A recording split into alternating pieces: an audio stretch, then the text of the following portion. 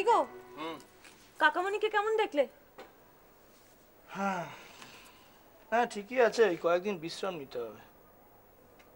আর জ্বরটা? হ্যাঁ জ্বরটা না এখনো সেমন কিছু নেই, ওই সিজন চেঞ্জের জন্য যা হয় আর কি। তবে শরীরটা খুব দুর্বল হয়ে পড়েছে। তাই? তাহলে কি করা যাবে? কি আর করবে, বিশ্রাম নিতে হবে, অফিসে যাওয়া বন্ধ করতে হবে। মা বাবা বলে কত করে বারণ করেন, উনি শোনেনি না, জোর জার করে চলে যান। না না, ওসব আর এলা করা যাবে না, বাড়িতে রাখতেই হবে। এই শোনো, বলো। আমি একটা কথা বলবো?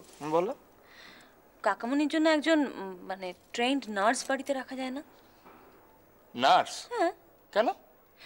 কেন আবার কি, যাতে কাকামণিকে ঠিক মতন সময় মতন ওষুধ দেন, উনি যাতে বিশ্রাম টিশ্রাম নেন, এগুলো লক্ষ্য রাখবে। রানী, কাকামণি তো শয্যাশায়ী নন, ওনার জন্য নার্সের কি দরকার আছে?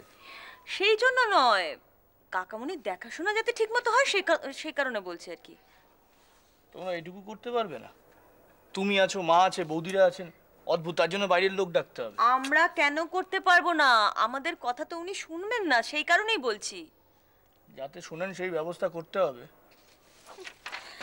বলে মার কথাই শোনেন না, আর আমরা তো তুচ্ছ ব্যাপার।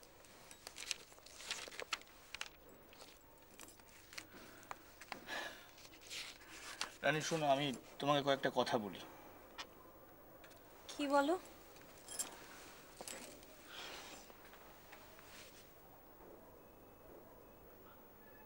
রানী,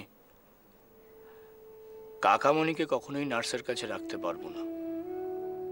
বাবাকে, ঈশ্বর না করুন যদি কিছু হয়, তবুও নার্সের কাছে রাখা যেতে পারে, কিন্তু কাকামণিকে কখনো নয়। বুঝলাম না। একটু বোঝার চেষ্টা করো। কাকামণি একজন একা মানুষ, তাকে দেখার দায়িত্বটুকু যদি আমরা আমাদের এই পরিবারের লোকজনরা না করতে পারি, তাহলে কি তাকে এটাই বুঝিয়ে দেওয়া হবে না যে তিনি একা? আমি ঠিক এতটা ভেবে বলিনি। যাই হোক, তুমি যেন এই প্রস্তাবটা মাকে আবার দিতে চেও না, মা কিন্তু ভীষণ কষ্ট পাবেন। দেখো, আমরা কোনো কিছু করতে গেলে উনি কিছুতেই করতে দেন না। আমরা তো ওনার মুখে মুখে তর্ক করতে পারি না, সেই জন্যই বলেছিলাম। আমি জানি তুমি অত ভেবেচিন্তে কিছু বলনি। দেখো, এখনো আমাদের এই সমাজে যদি কাউকে নার্সের তত্ত্বাবধানে রাখা হয়, তাহলে কেউ কেউ ভাবে যে বাড়ির লোকেরা দেখতে পারছে না বলেই হয়তো বাইরে থেকে লোক ডেকে আনা হয়েছে। তবে হ্যাঁ, যদি শারীরিকভাবে অচল হয়ে পড়তেন তাহলে অন্য কথা ছিল।